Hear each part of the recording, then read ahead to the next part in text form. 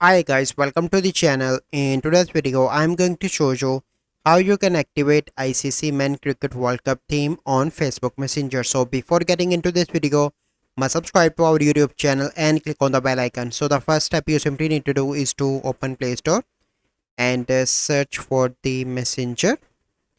Click on that and you need to update Messenger application.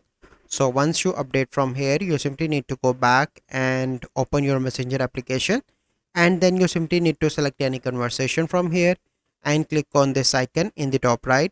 From here you need to click on theme, and on the top you can see ICC Men Cricket World Cup theme. You simply need to click on that and click on select. So now you can see that ICC Men Cricket World Cup theme now activated. So this is the process. I hope you find this video helpful. If you find this video helpful, must like this video, subscribe to our YouTube channel for future videos. We'll see you in the next video. Thank you. Have a good day.